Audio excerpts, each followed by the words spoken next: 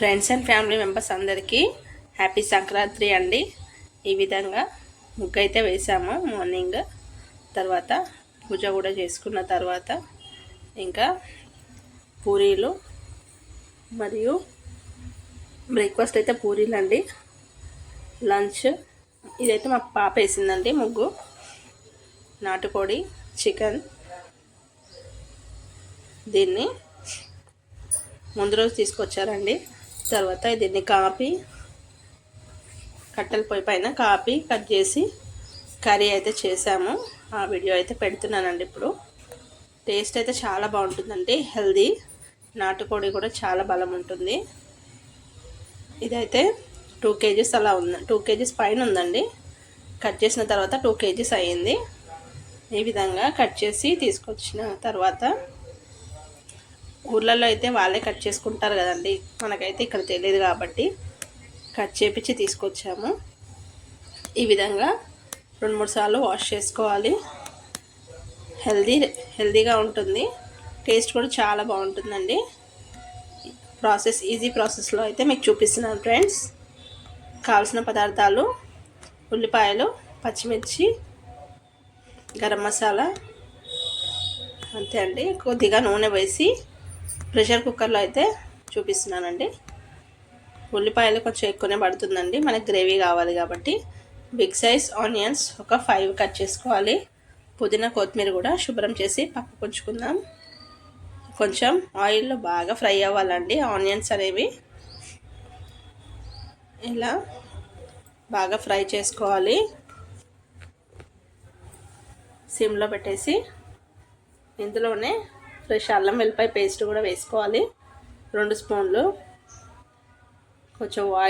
కొంచెం కోల్డ్ అయిందండి, అందుకే కొంచెం డిస్టర్బెన్స్ లాగా వస్తుంది, సారీ. అల్లం వెల్లిపాయ పేస్ట్ కూడా 2 స్పూన్లు వేసుకున్నాక కలుపుకోవాలి. ఇందులోనే 1 స్పూన్ పసుపు కూడా వేసుకొని కలుపుకోవాలండి.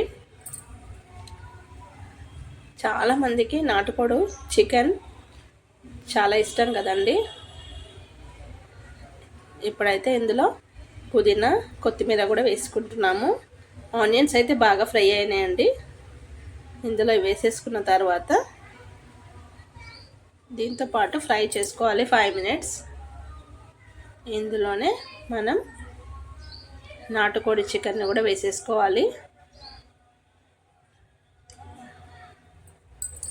కొంచెం తీసి పెట్టాము, మిగతాది అయితే వేస్తున్నాము. దాంతో ఒకసారి బిర్యానీ కూడా మళ్ళీ వీలైతే షేర్ చేస్తానండి.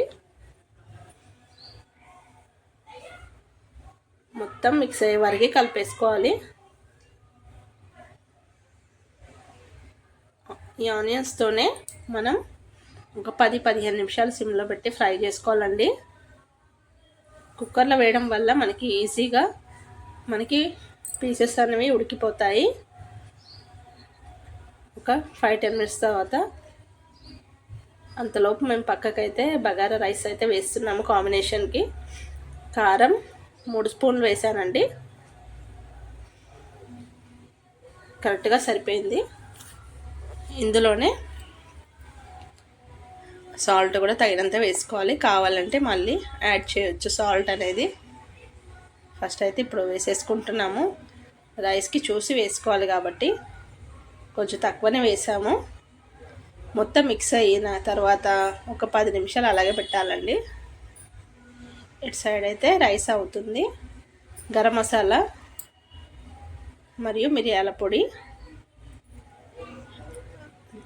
ఇంట్లో ప్రిపేర్ చేసుకుంది అయితే బాగుంటుందండి. ఇంకా ఇందులోకి 3 స్పూన్లంతా కొబ్బరి పొడి ప్రిపేర్ చేసుకున్నాయి. చికెన్ అయితే ఆల్మోస్ట్ ఉడుకుతుందండి.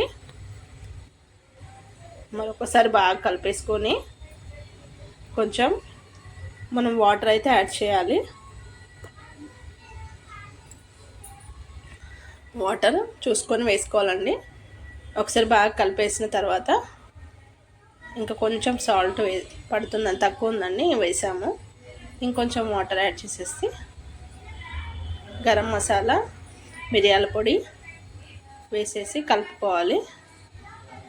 తర్వాత కొంచెం పుదీనా వేసేసి ఒక 3 విజిల్స్ అయితే ఇస్తున్నామండి. 3 విజిల్స్కి పర్ఫెక్ట్గా ఉడికిపోయింది పీస్ అనేది. మూత పెట్టేసి ఉడికించాలి. కొంచెం కొబ్బరి పొడి కూడా వేసేసాము. రైస్ కూడా రెడీ అయిందండి. వీడియో నచ్చితే లైక్ చేయండి, షేర్ చేయండి, సబ్స్క్రైబ్ చేయండి ఫ్రెండ్స్. థ్యాంక్స్.